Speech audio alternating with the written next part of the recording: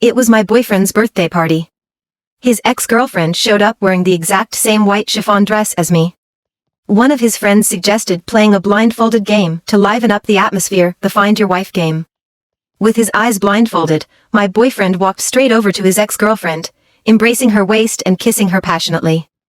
The atmosphere in the room became awkwardly silent. Everyone stared in shock, not expecting the game to go so wrong.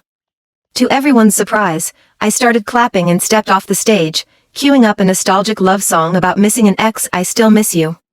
The speakers filled the room with a dreamy, intoxicating melody. I still love you, want to enter your heart, peel away the mist and grab hold of your voice. The two on stage kissed as if entranced. The friend who suggested the game looked embarrassed, covering his eyes and reluctantly tapping Ethan. Ethan pulled off the sheer scarf, his face flushed with passion. He was quickly replaced by panic and awkwardness. I thought it was you, I was walking towards you. Before I, the real girlfriend, could even ask, Ethan was already anxiously explaining himself. He looked guiltily into my eyes. Emma, it was a mistake. Sophie had been drinking and was wobbly on her feet from Ethan's kiss. She clung to him, looking at me provokingly. Another friend quickly tried to cover for Ethan. It's all Bear's fault for suggesting such a dumb game. He should drink 3 shots as punishment to apologize to Emma. Bear came over with a drink, apologizing profusely, but I ignored him and didn't respond. The atmosphere plummeted again. Everyone thought I was bottling up my anger, ready to explode, and they shrank back a step. Sophie can barely stand, why don't you two go to one of the private rooms and continue there? I said in a mocking tone, using the most disdainful words to strike at their deepest insecurities. Ethan's face darkened. I said it was a mistake, don't be so sarcastic. Sophie and I broke up years ago, we're just ordinary friends now. I've always treated her as a friend, and she has a boyfriend too. Don't go looking for trouble for her. Ethan, don't scare Emma. It was our fault to begin with. Sophie finally pulled herself upright, looking sweetly at me. Emma, just treat what happened as a silly joke, okay?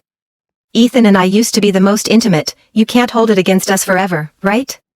The friends all laughed it off, accepting Sophie's explanation and telling me to forget the incident. Seeing I didn't argue back, Ethan visibly relaxed, letting out a quiet sigh of relief. If this had happened before, I would have cried, momentarily ripping off my weak facade to question and accuse him in front of everyone, making a scene just to defend my pitiful self-respect that they trampled on. When Ethan and Sophie broke up, it wasn't long before he accepted my pursuit. He came from a better family, had better relationships, and had an unparalleled good-looking appearance. Everyone thought I had used some underhanded tricks to take advantage of the situation and climb up to Ethan's level. Even though I was misunderstood, I never tried to explain myself. Ethan chose me, which meant he liked me. I loved him to the bone and was willing to give everything for him. I almost had the responsibility of taking care of his diet and daily life engraved in my bones. However, he took my wholehearted dedication for granted, while I felt like I never entered his heart. Until 3 years ago, when Sophie reappeared in his life, my nightmare began. He started not coming home at night, getting dead drunk, and rushing to her call. I had argued and fought with him. He always stabbed me again when I was most broken, with Sophie. She needs me.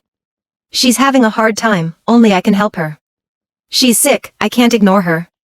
She's heartbroken, I have to accompany her. She's in love again, let me celebrate with her. We had both collapsed in our hearts over and over again. I can't even remember how many times we fought because of her. Afterwards, he would patiently say a few conciliatory words. I would seize the opportunity to retreat, it would be best to go with the flow. If I didn't know my place and continued to throw a tantrum, what awaited me would be an endless cold war. It was the worst time yet when I scolded Sophie for having ulterior motives towards him, for not knowing her place, and for trying to seduce him despite having a boyfriend. He got angry and disappeared for half a month, and even when I apologized and admitted my mistake, he still wouldn't come home. In the end, I panicked. I couldn't eat or sleep, and I reached out to everyone I knew to get him back. It wasn't until I wrote Sophie a 1,000-word apology letter that he finally showed up.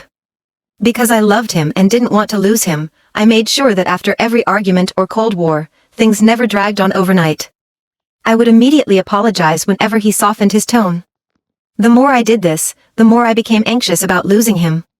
The tighter I held on, the more I suffered. Now, I was dealing with severe insomnia. Even with sleeping pills, I found it hard to fall asleep. My love had sunk to the ground, nearly exhausted from endless quarrels. Emma? Sophie is asking you something. Ethan's voice broke through my thoughts. I looked at them, leaning against each other, and absent-mindedly replied, Since that's the case, let's consider this matter settled. Don't bring it up again, and don't sulk. Come over and have some fun with us. Ethan said softly, as if the earlier game mistake was as trivial as a sneeze. I picked up my bag and slung it over my shoulder, refusing with a seemingly understanding demeanor. No, you all have fun. I have something to take care of, so I'll head back first. Then please settle the bill before you leave, and make me a cup of kudzu tea. I'll need it when I get back tonight. Before Ethan could finish, Sophie pulled him away. Right in front of me, they began to sing love songs together. Ethan was completely absorbed in the performance, gazing at Sophie with tender eyes.